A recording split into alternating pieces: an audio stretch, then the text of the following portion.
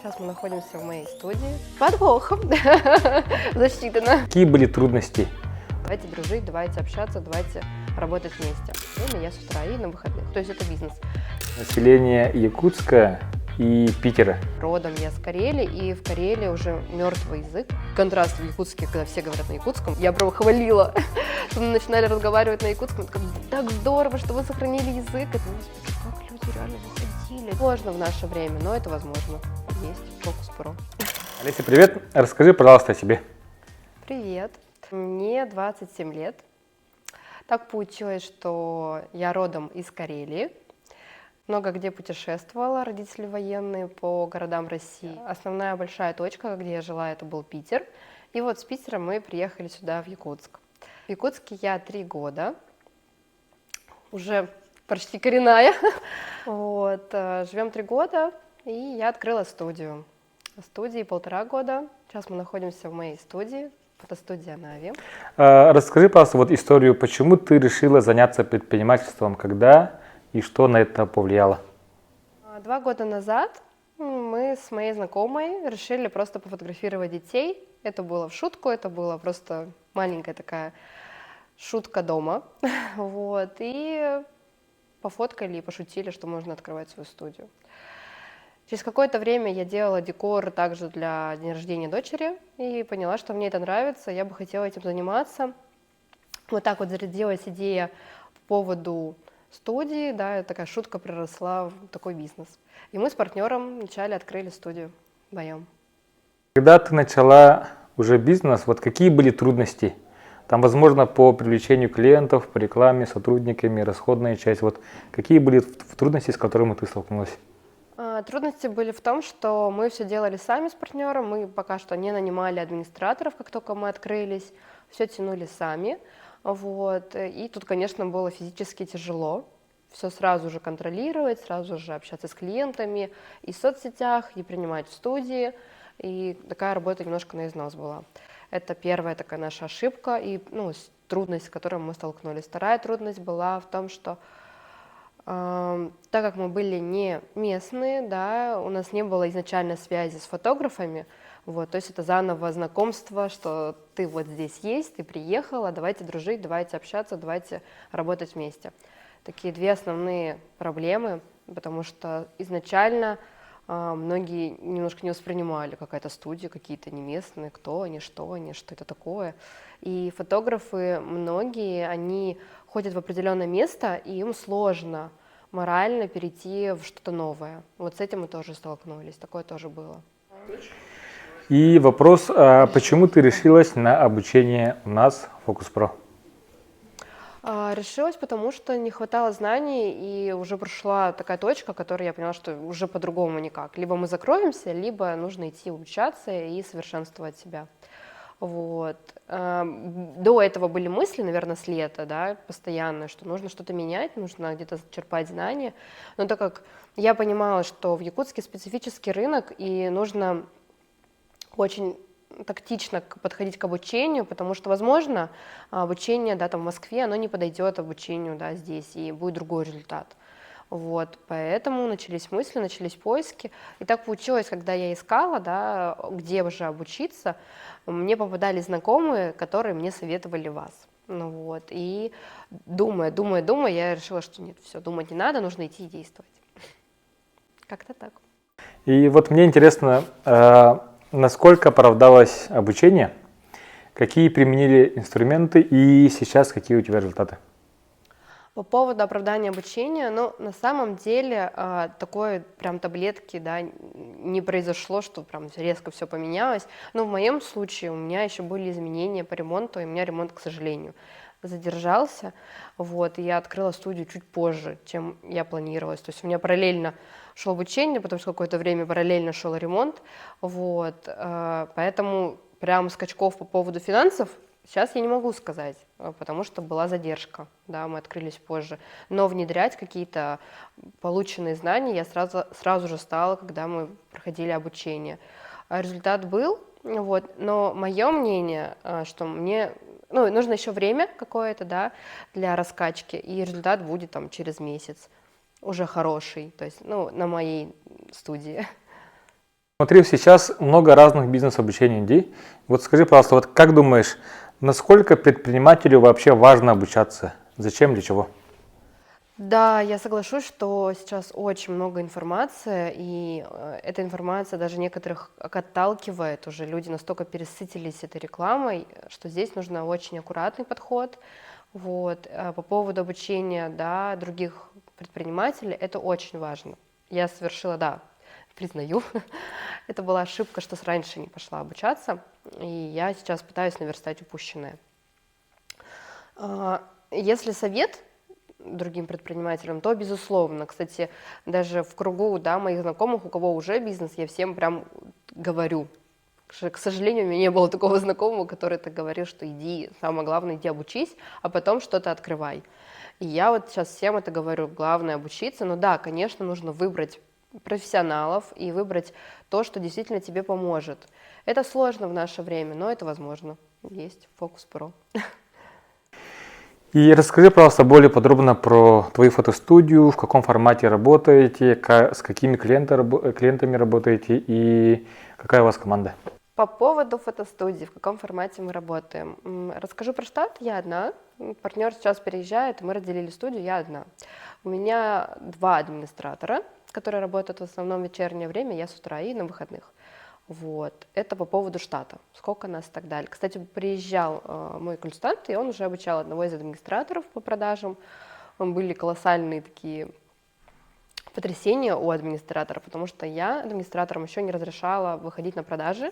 То есть администраторы у нас просто не открывали, помогали клиентам и получали определенную сумму за то, что они присутствовали, да, на работе и помогали клиентам. Открывали, закрывали студию, принимали оплату. Но процентов с продаж не было. Вот. И потихоньку я хочу к этому прийти. И как раз-таки, когда были мысли, что нужно уже приходить к этому, процент дополнительный администраторам, приехал консультант, начал обучать, то есть все пазлы сошлись. Вот. И один из администраторов была в шоке, потому что она была просто 0 в продажах. И я такая, вот, как раз все сложилось.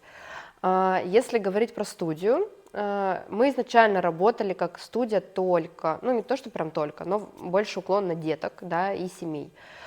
После обучения, ну и плюс я изменила студии, да, небольшой декор, у меня практически все сейчас идут, это магазины.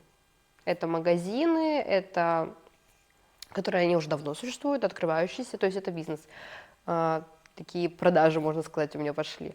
Вот. Есть и просто семьи, но в основном вот с утра, вот до вас, все были магазины. Несколько моделей, и вот они приезжают и снимают у меня. Им очень нравится формат, что есть циклорама и что есть разные фоны, то есть это многоходовка. Вот. Это я тоже поняла. Вот. Стала уклон делать на это и рассказывать больше про это. Также есть и обычные семьи ко мне приходят, но сейчас пошли магазины. А по поводу фотографов. У нас такая политика, что у нас нету штатного фотографа, то есть я хочу, наоборот, у меня это была мысль, а во время обучения она у меня развилась, и она развивается больше, больше, больше. Мне хочется, чтобы больше было качественных, красивых кадров. То есть клиенты приходили и прям радовались кадру, они их распечатывали, запоминали и были рады. Поэтому у нас нет штатного фотографа, мы сотрудничаем со всеми, но я больше за то, чтобы все-таки фотограф был качественный. И мы предлагаем очень хороших фотографов. По поводу визажиста, у нас есть определенные визажисты, да, вот, они, как можно сказать, штатные, но они работают на вызов. Ты же не из Якутска, вот какая разница и менталитет, и население Якутска и Питера? В чем разница вообще? Какие у тебя наблюдения? Такой вопрос. Разница на самом деле есть. Я не скажу, что прям колоссальная. Вы не с Луны. Я не на Луне. Вот. Но есть разница. Я бы сказала... Знаете, как произошло? Я когда сюда только переехала, мы жили в 203-м микрорайоне, и у меня вообще сложилось другое впечатление по поводу русских, по поводу, да, местного населения. И мне даже показалось, что русские немножко, ну, на тот момент мне так показалось, немножко другие вообще, и немножко злее. Вот, тогда я прям очень сильно удивилась. А сейчас, ну, немножко она развеялась, кто-то есть, ну, нету плохих наций, да, есть такие просто люди. Возможно, в тот момент и в том месте так получилось.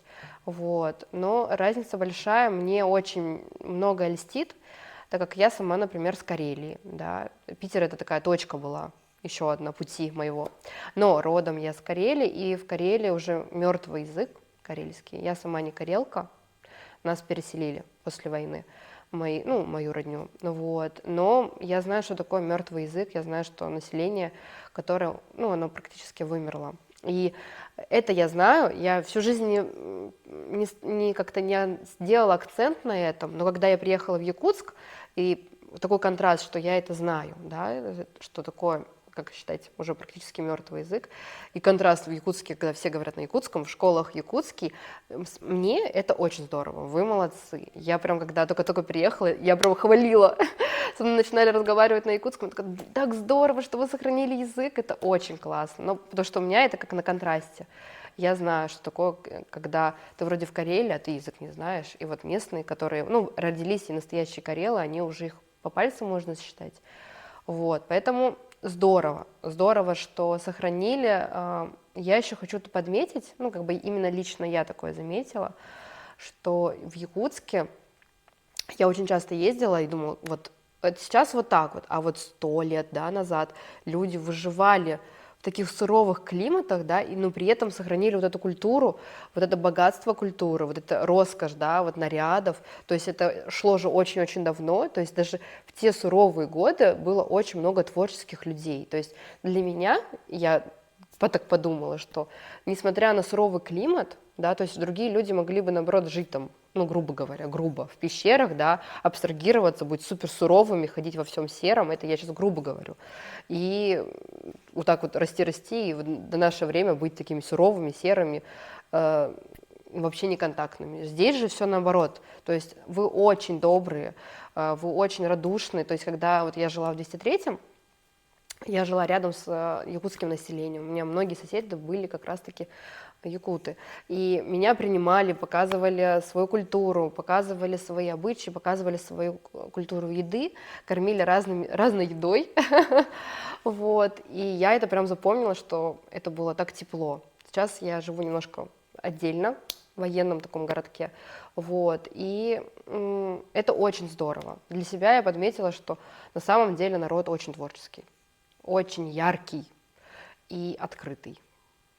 То есть я могу сказать, да, вот, разность, если с Питером. Питер — это, для меня, если управить же грубо, это винегрет, потому что очень мало основного населения и очень много людей, которые приехали. Я сама же тоже приехала в Питер.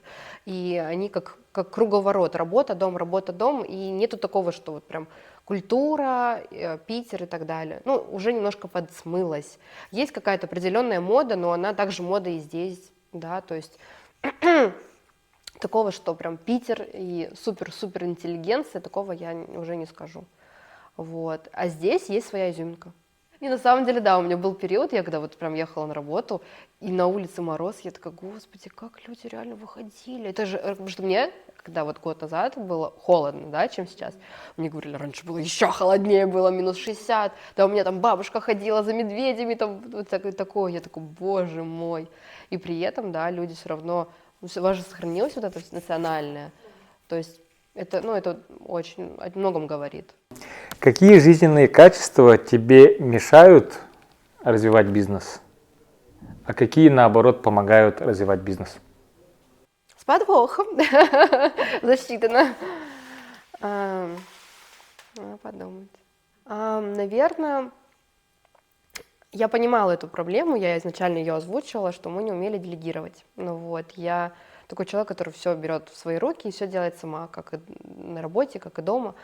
И я сейчас понимаю, я потихонечку раскручиваю этот колобок и пытаюсь как-то изменить это все, но проблема, да, она есть. Я не умею полностью делегировать. То есть, да, на учебе я поняла, что это нужно, вот, сейчас я иду к этому.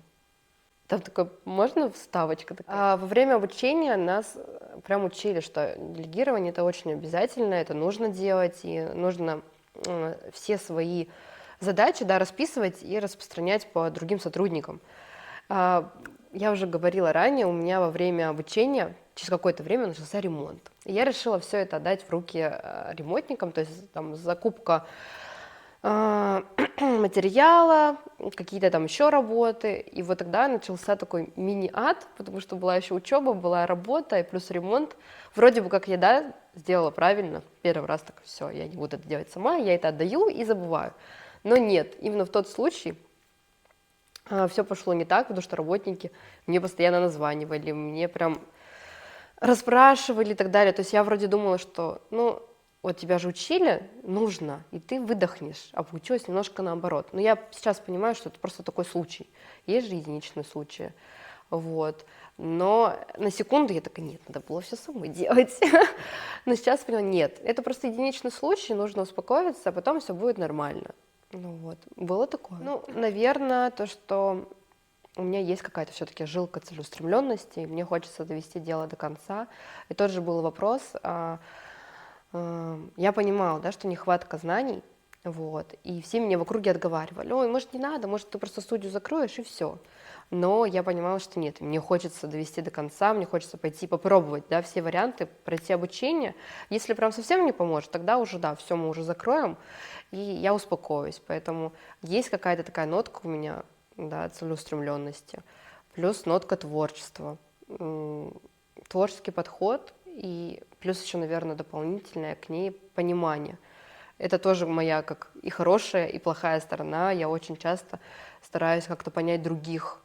Вот. Иногда это бывает во вред себе. То есть какие-то проблемы других я ставлю превыше своих. Вот. Такая мать Тереза, которая всем пытается помочь. Поэтому из плюсов это то, что целеустремленность, творчество, не боюсь работы руками всем. То есть даже за рабочих хотела уже работать сама. Вот, наверное, все. Может быть, кто-то видит со стороны еще какие-то, кто меня знает, какие-то мои стороны. Вот, я сейчас, может быть, стесняюсь сказать. Олеся, спасибо большое за интервью, за ответы, то, что рассказала свою историю. Мне было очень приятно и желаю дальнейших успехов и развития. Вот с таким напором, вниманием, я уверен, у тебя будут большие результаты. Также дальше будем общаться, будем встречаться, советоваться. До встречи. Спасибо тебе большое, мне тоже очень приятно, и я рада, что я так рассказываю свою историю, потому что когда-то мне рассказали тоже свою историю, я вдохновилась и пришла к вам, поэтому, возможно, кто-то вдохновится сейчас моей историей и подумает, что точно, мне пора, тоже так же придет, как я, и у него будет все получаться. Спасибо.